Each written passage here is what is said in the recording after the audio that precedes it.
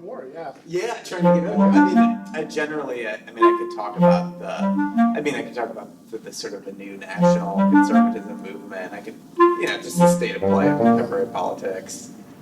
Yeah, whatever. Right. Do you consider do you have a desire to be a pundit? Like, I mean, because I know you have different roles. Yeah. I mean, So we're ready whenever you have it. We'll just keep talking, and we'll edit out anything. Okay, so it's filming. Right? Yeah. Okay. Yeah, I mean, I desire to increase, now that you told me I'm on. I know, I didn't want to, but I wanted to make sure we were capturing because it was so good. Yeah, no. So we're not filming anymore, but we are. Okay.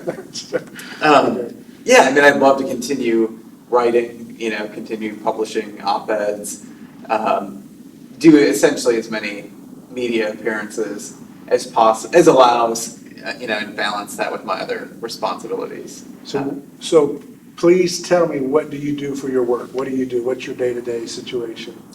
Yeah, I would say there's at least 3 things, maybe 4. So probably 50% of my time is spent doing fundraising for the American Conservative. So we're 501c3 nonprofit. We have about a $2 million budget. And so most of that money actually is in annual giving from either foundations or individuals. So me and one other person he spends all of his time, I spend about half my time crisscrossing the country, meeting with individuals, raising that budget year after year. And then I would say the remainder of my time is split between management of the operations and HR side of the organization, and then the last 2 things would be writing and media appearances, and then coalition building, networking with other like-minded organizations. You're up to a lot of something, aren't you? That's right, yeah. So what did you want to be when you were a kid? I don't know, probably nothing, a lawyer or something. You want to be generic and boring, yeah. Were you a talkative kid, or kind of quiet, or what was your... I was always more extroverted, but not necessarily like... I was more of a connector, someone that brings people together. Right. Not necessarily like the life... Yeah, I guess you could say a peacemaker. More of a kind of like a social catalyst, but not necessarily like, I'm not the life of the party, but the person who made the party happen. Yeah, the unsung hero, the guy behind the scenes, right? The guy behind the scenes. Yeah. So where did you get your first itch that you wanted to do something in politics or change the world kind of thinking, right? I mean, anybody in politics has got to have some kind of change the world part of them, right? Yeah, I mean, I would say this is a city that's the most we're in DC. This is a city that's the most cynical city you could find, but it's full of dreamers that are very cynical, right? Cynical dreamers, yeah. I mean, I guess, so I'd always wanted to be, when I wasn't thinking about becoming a lawyer, I wanted to be a pastor. So that's sort of the track that I set myself on. I studied theology and French at Hillsdale College. Then I went to seminary in Aix-en-Provence, France, to do sort of the French equivalent of an MDiv. I did that, and at the time I was Reformed evangelical, and I was sort of on a theological journey, which ultimately led me to Eastern Orthodoxy, which I've been attending an Orthodox church for about 5 years now. And so basically I was on this track to be an evangelical pastor. After I finished seminary, I came back to the East Coast, and I did a fellows program with an organization here in DC called the Trinity Forum, where they put 12 people in a house on the eastern shore of Maryland for a year, brought out different speakers. We did a thesis project, and sort of the culmination of that was me deciding that I had still had a lot of work to do to figure out where God was calling me in terms of church, and I decided to rather abruptly put all sort of the pursuit of becoming a pastor on hold, and said I'm going to move on with my career and figure out the theology as I do life. And so so then I just said, okay, well, what am I going to do? And going to Hillsdale College, they're very plugged in with the conservative movement, the conservative intellectual world, and so I sort of followed that path got plugged in. But I think part of the reason that I know a lot of my friends from Hillsdale were really into politics in college, and that sort of consumed them, and they did all these internships and fellows programs. For me, I had almost zero interest in politics when I was in college. My sole focus was theology, literature. So why were you so fascinated with theology? You want to know the big questions, like why are we here? Yeah, I just, I wanted, Was that the stuff that drives, do you have a pastor background in your family? No, a winemaker. In fact, my okay. dad's a winemaker, Yeah, there you and owns a number of restaurants and microbreweries in Michigan. So we're going to call your church the Vineyard when you were an evangelical? No. Could have done that, yeah. That's kind of a thing, yeah. It is a thing. So, yeah, but I think it was actually my passion for politics. It was sort of a benefit that it was delayed until several years after graduating college, because not all my other friends, but a number of them have sort of all gotten burnt out on politics because they were eating it up since they were freshmen in college, and I sort of came to it a little bit later. So to go from theology to politics, some Christians would say that's backsliding. Yeah. You were going. Well, I think you got to get your theology right first, right. And then the political theory can come. And then, but you ended up in D.C. though, right? So is that how quickly did you enter into politics and then end up in the belly of the beast here? What I would call I call this Satan's Vatican, by the way. Satan's D.C. Vatican. So, and I say that with love. There's a lot of wonderful people Yeah. here, but there's a lot of scary stuff going on in this city. It's Yeah. a concentration of a lot of That's right. really ugly stuff. So actually, I've managed to do my entire career in politics without living in Washington. Okay. So my wife and I actually just purchased a small historic farmhouse in Chester County, Pennsylvania. So it's built in the 1800s. Got a beautiful pond, some horse stables. So that's where I live, that's where I work. Great, And then once a week I hop on the train. Previously, the Joe Biden Express in Wilmington, Delaware. He used to ride the train down every day. And I take the train in once or twice a week. So. Well, that's good then. So you dodged that bullet. And That's having right. to steep in this energy. I mean, I know there's a lot of wonderful stuff here, but I get a presence of a lot of anxiety sometimes when I'm around here because I just think about it's so pretty, but so many bad stuff and so much toxic groupthink just locked in, and it just seems so nihilistic. And someone of a theological background, Yeah. it's got to be kind of. Obviously it's a rewarding work to do what you're doing. It's a very wonderful opportunity, but it's got to be kind of tough, isn't it? To look at this kind of ugliness and just keep going. Do you compartmentalize it, or? I don't know. I think you develop a sort of a sense of realism. Mm-hmm. It's obvious that the city is there's a lot of money, a lot of sort of power politics involved, and the American conservative, we're fighting probably one of the areas where there's the most money and power stacked up against us, which is fighting the endless unconstitutional wars and sort of a mindset of American empire that's been, basically entrenched in both, parties for decades, maybe a century. But that probably sort of reached a fever pitch during the neoconservatism, the years of, the mid-2000s. I would say You that guys have been very successful in your trajectory because went from, really shaped, it seems to me, a lot of the popular conversations about conservatism. So that's a very great thing to see that happen so quickly, relatively speaking, for your organization to kind of come into the moment of the zeitgeist right on time, That's right, yeah. A lot of the issues that are sort of animating, current political discussion on the right, particularly around foreign policy, that was the battle cry. That was the reason the American Conservative was founded in 2002, was to, in large part, oppose the war in Iraq, but also to sort of reinvigorate the conversation on the right around a number of issues that conservatives and even liberals had ignored since the end of the Cold War. And so I think, with the Trump's election in 2016, there's sort of a shattering of the ideological consensus that held both right and left. There's a lot of empty vacuum for people to fill and kind of mold this in a creative way, and that's a very good opportunity for people, and it's a very dangerous opportunity because things can It's spiral unpredictable, yeah. to bad ideas very quickly too, when you have kind of the failing of the big guys and the institutions kind of falling apart rapidly in front of our eyes. Yeah. It's kind of a very exciting time, fraught with a lot of weird twists and turns that we can't even think of. They're just going to come at us. I think, one of the things for me, and I've been writing since I was 17, political commentary, and now I'm 30, and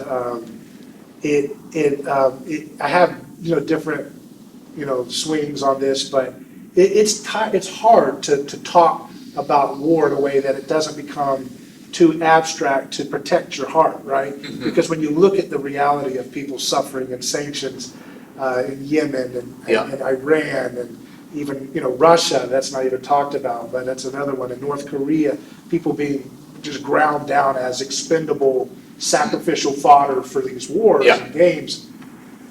It's very if you can compartmentalize it, I guess, kind of like a doctor does when he's seeing these gruesome, horrific situations and people die, and he's going home and just having a latte and trying to just play frisbee with his kids. Yeah.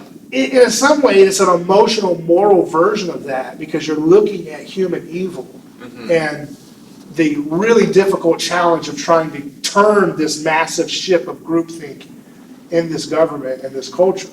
Yeah. And such little tangible policy shifts happen, even though obviously the conversation in the public has been moving in your favor. Yeah. But, as much as Trump has said about getting out of wars, people are still starving in Yemen under his watch, and Iran, and people don't even bat an eye, don't even think about it. It's just, whatever, move on, stop the sanctions. And you don't feel the impact, right?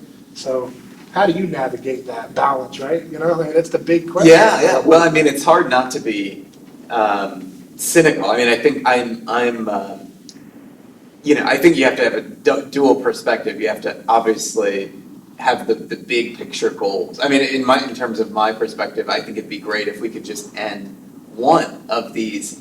I don't know how many. You probably know how many unconstitutional wars we're in, Right. but it's a sizable number. Right. So if you could say, all right, either get out of Syria or Afghanistan or Yemen, any one of them, I'd take it. Even some of the areas that we're in Africa. So I would say if we could get one out of a dozen, I would count that as a victory, and probably a fight that would be worth a lifetime of effort and toil. But at the same time, that's a big picture goal. I'm also happy to look at the progress that's been made over the past 3 years in terms of the conversation that you see in conservative publications. There's a number of them now where they at least have a token, sort of a realist or restraint person that they brought on board to help talk about some of the shifts in foreign policy thinking on the right. You have a president who at least popularizes phrases like endless wars, or also a president who's discredited the neoconservative philosophy pretty much thoroughly. I don't think now the neoconservatives will certainly try to put masks on and come back in different forms, but at least the term neoconservatism is dead. I don't see that really ever coming back in a meaningful way. There's been some victories. So the question is, how deep will they play out? We don't know. We just don't know, because Trump is very independent and maverick-like, and we don't. He's got his own ideas, and he's like a Rorschach test. People have to, he can go from the most peaceful candidate for some people and the most vicious, violent person for others, and they're saying whatever, and it's and I think he's good at keeping people guessing, and that's what he likes to do. So it's really hard to know what he intends to do. I think his instinct is to do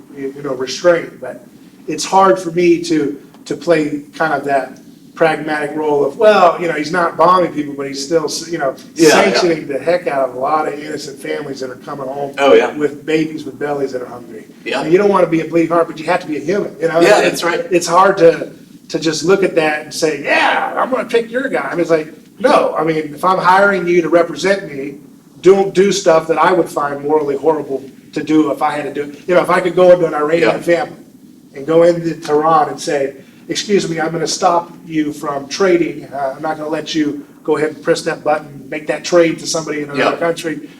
It's for the better good. You're going to get punished. Yeah, I know your 3-year-old's really hungry. Sorry, big guy over here tells me I got to enforce it. You wouldn't do that. None of us would enforce that sanction. So how do we morally reconcile pragmatically picking, well, I'll take his form of violence because it's 10% less than the other guy or 20% less. It's tough, right? It's a tough dilemma. Yeah, oh, totally. Yeah. And I think you have to, you can have a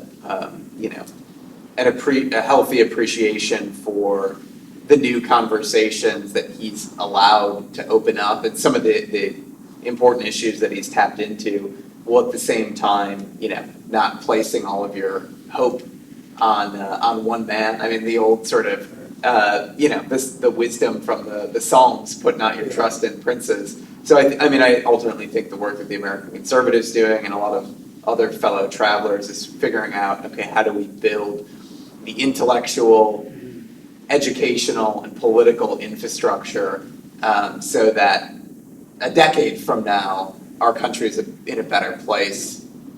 I think your training in theology is going to help you in taking on this beast of politics, because I believe that government and politics is a kind of, it's based in religion. It's not like a religion. A lot of people use that as an analogy. Yeah.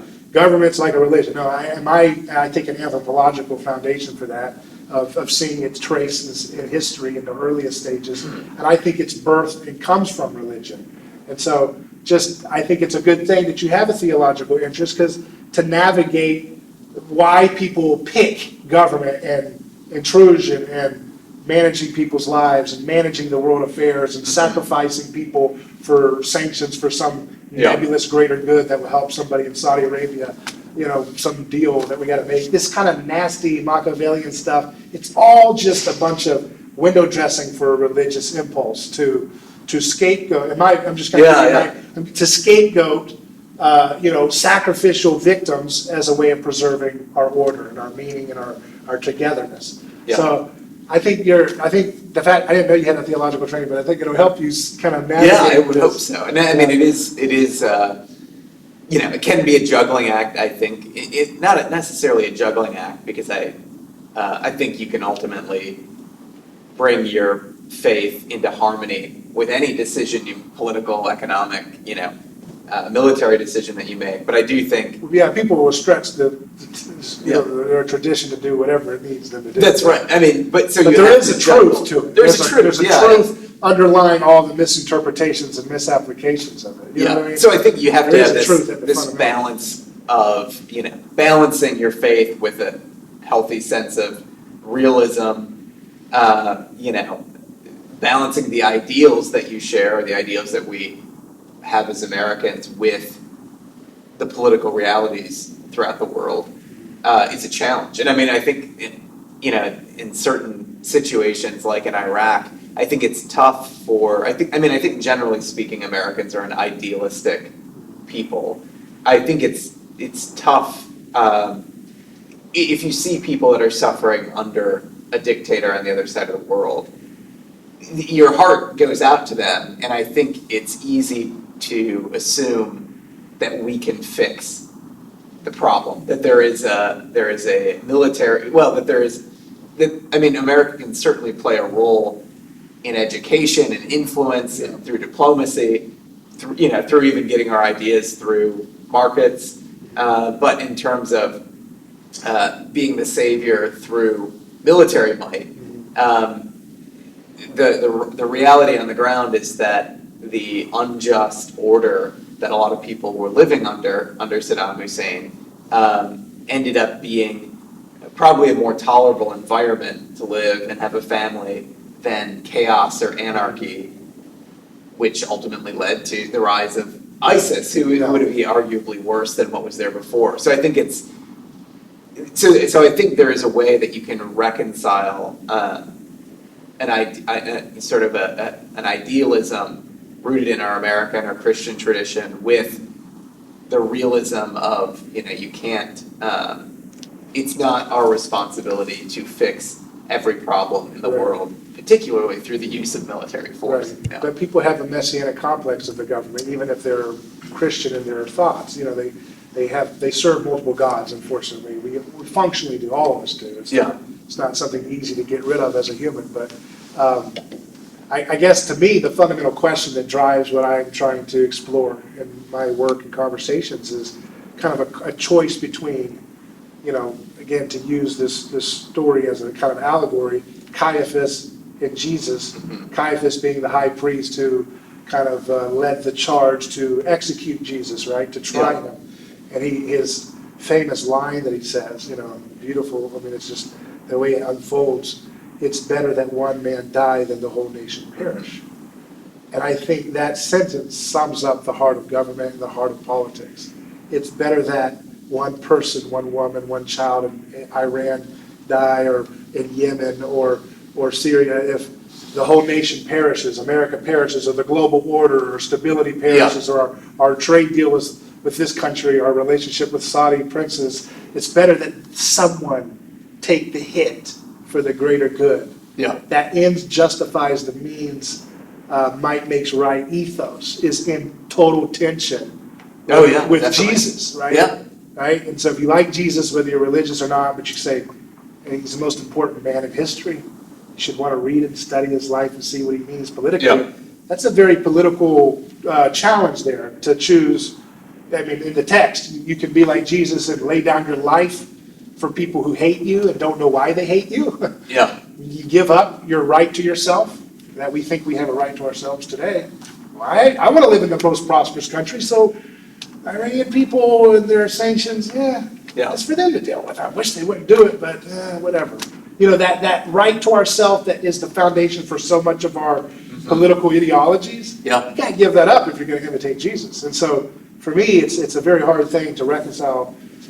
That doesn't mean you pick another ideology like anarchism. Okay, there you go. Yeah. That's not talking about that, but it's hard to reconcile politics and statecraft with being a faithful imitator of Jesus as a person. You know, it's tough. It really is. And it's something that I think we should talk about more. Yeah, definitely. Because you know, one of the things with Trump is that creative destruction of opening up this whole new space of what are we and who are we. Yeah. One of the things in the Christian community is there's a lack of hierarchy of what does it mean to be a Christian conservative or whatever, right? Yeah. It's not a lot of big voices really controlling that conversation. It's a really open space. It is an open space. Yeah. So let's have And that if we don't, conversation. you know, That's what I'm trying to get at. and Yeah, if I'm we inviting don't, it. you know, if we don't, if Christians don't step up and try to fill that void, people will turn to other voices that are not healthy, Right. looking for meaning. Right. So, Like the left, I would say, you know, and not to pick on them because we do it in our own way, but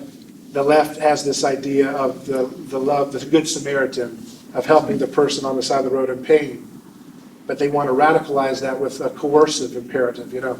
yeah. Help that good, you know, the good Samaritan, help that man injured, or else there's a gun behind your back, go help the man who's injured, you know. Yeah. That is, the reason that is having such currency in our culture, in my opinion, is because those who use the word Christian they're not living the free will, good Samaritan ethic in the way they do politics and talk about society. And I certainly think, I think that's right. I think, you know, I mean, I think a big part of it has been, you know, the decline of religious life and church, you know, healthy church vitality in this country, and also of civic organizations. I mean, a lot of people, Americans are still probably more involved in civic or voluntary organizations than people in other, you know, Western European countries. But I mean, I think there is a sense where if people are if they're not connected to a church community, they're not plugged into volunteer organizations, and they're living more isolated lives, there's going to be more of an inclination to use the government to fix every problem. You know, and I don't have a problem with the government providing some degree of a safety net, but I don't think that should. I think the principle of subsidiarity needs to apply. You know, problems should be handled at the most local level Right. possible. And if it's It's not the most skin in possible, the game. yeah, Right? and The if most it's risk not, in relationship, right? yeah, exactly. And if it's not possible to handle it at the local level, then maybe there's a role for the state. And, if it's not possible to do it at the state level, then sort One of county, as a last resort. couldn't take on an invading army of China or something. You have to have Absolutely, a big yeah. picture view somehow that has to work itself out. Exactly. So, Yeah. so why do you do what you do? Why are you doing what you're doing? Yeah, I mean, I do it mostly because I think it's tempting to say, oh, you do it because you want to change the world, but I actually don't. I think that the complex of feeling like you need to change the world is somewhat, can be somewhat unhealthy, or if you let it get to your head, it can be dangerous. You can adopt sort of a utopian mentality and sort of lose yourself. I mean, ultimately, I do what I do because I love it. I love discussing ideas. I love philosophy, history, theology, political theory, and how those ideas intersect with policies that impact people's lives in a concrete way. So I just enjoy working with everyone from academics to journalists to political figures. So If our culture is a body, I see like the interest and latent attraction for, political correctness or social justice, victimism, whatever label people want to call that, woke ideology. Yeah. I see that hunger for that as a symptom of the people representing the church not doing what they need to do to speak forthrightly about the violence of things like the drug war and the war overseas and the sanctions and all of that. That if the world comes to the church, the house of Jesus, and they hear war, they're not hearing Jesus. Even if you say the word Jesus, they're not getting Jesus. So they're eating food that has no nutrition. And so the supplement they're grasping for desperately is this political correctness thing as a kind of false hope that it'll give them the nutrition of the hunger they have, which is what? To defend the weak, to give shelter to the orphan and widow, all the things of what we're supposed to be doing. And so if we shrink from that, they'll try to take that space, and they don't. And we have to be the big brothers in culture, I think Christians, to lead the way and be the tougher person, to not stoop to the level of finger pointing and scapegoating of politics, but to kind of step up and say, look, I want to talk to you on the left too. I want to talk to the most radical version of you and let you know that this is not about winning or beating you. It's about desiring mercy over sacrifice. If you believe that, it doesn't get compartmentalized. It's your whole life. Yeah, absolutely. Yeah. And I do think it is, where the church has failed, the sort of the woke ideology, sort of the woke progressive ideology has become it's become a religion. And so I think, humans by nature are worshiping beings, and if they're not worshiping God in the context of a religious community, they're going to be worshiping something else. And I think basically what you've seen is as America has lost its Christian roots, it's been replaced by a secular ideology, which is of the same kind as a religious belief. And one of the reasons why we did lose those roots, I would argue, is that our way of doing Christianity and living it was not very strongly rooted. It was very weak. Right. So it blew away quickly. And we're like, hey, get back to Christian roots. And the left says, what, you like that stuff? Yeah. That was really nasty stuff. Yeah. You know what it did? And you're like, well. And a lot of it was nasty. And a lot of it did beat the drums for war. And bad polished slavery and these terrible things that Christians have compartmentalized. But they're not unique in that. That's what humans do. But we have to be that bigger adult in the room as a force in this culture. And to really shake things up in a way that would be unexpected, to wash the feet of the left. Has anybody said that? I don't think so. We need to wash their feet, right? I mean, isn't that a way of showing service to the people that are in pain and anger? How can we rhetorically wash their feet? How can we, to enter into their space and not be a little pushover, but be bold and courageous for what you believe, but be loving and tender to their pain or whatever they have towards our time, our problems, our time. Well, I appreciate your time. Thank you. Great, thank you so much. Thanks. All right, this is great.